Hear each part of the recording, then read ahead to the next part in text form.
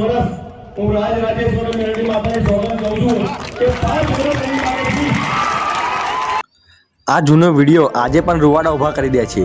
જ્યારે મોઢા વિધાનસભાની ઉમેદવારી વખતે સંજયસિંહ મહેણા બાપુ સ્ટેજ ઉપર બોલતા બોલતા રડી પડ્યા હતા, ત્યારે એ આંખમાં આવેલા આંસુ એ વાતની સાક્ષી છે કે તેઓ સત્તા ભોગવવા નહીં પણ જનતાની સેવા કરવા માટે આવ્યા છે। તેમણે કહેલા એ શબ્દો આજે ઇતિહાસ બની ગયા છે।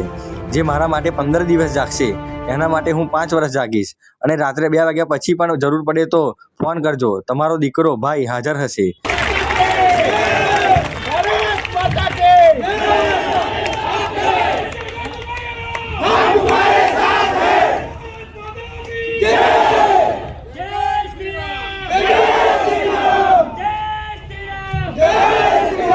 વડીલો,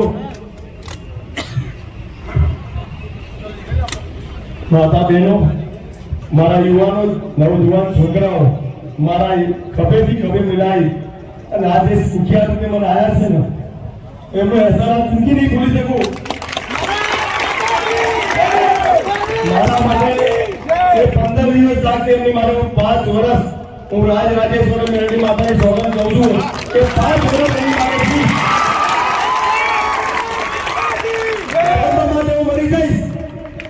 સદંતર ધર્મ માટે મારા છોકરાઓને કઈ બી જગ્યાએ કોઈ તકલીફ પડી તો રાત્રે 2 વાગ્યા પછી મને ફોન કરશે।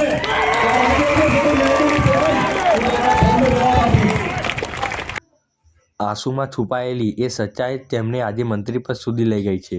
મોઢાની જનતાના હૃદયમાં વસતા લોકલાડીલા નેતાને વંદન। બધી વાત જોવા દો, પણ દીકરીને ભણાવવા માટે મારો પહેલો ફાળો મારા પગારમાંથી કાયમી ધોરણે રહેશે।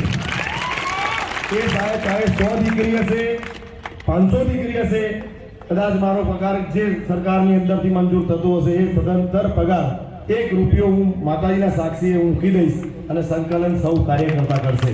વધારે ન કહેતા હું મારા જે યુવાનો મારી સાથે આવ્યા છે, જે પણ ઊભા છે, આખી રાત મહેનત કરેલી છે, આપ સૌ વડીલોએ મહેનત કરી છે, બહેનોએ મહેનત કરી છે, પણ જે મારા માટે જે મારી રામ મેરડી માતાના રેલી સ્વરૂપે મારા જે યુવાનો, ભાઈઓ, વડીલો, બહેનો જે આવ્યા છે એને મારું મસ્તક નમાવી એમને વંદન કરું છું અને ફરી એકવાર વાત કરું છું કે ધર્મ માટે, તમારા માટે હું આજીવન તમારી સાથે રહીશ અને ઇવન કંઈ પણ પ્રશ્ન મમતા વિધાનસભાનો હશે કે ચાહે કંઈ પણ બાબતનો હું તમારી સાથે 2 વાગ્યા પછી બી અને 5 વાગ્યા પછી બી હું તમારો સમુદાયની જગ્યા પર હાજર થઈશ।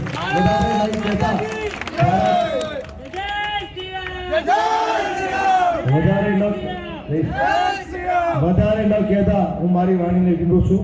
ભારત માતા કી જય।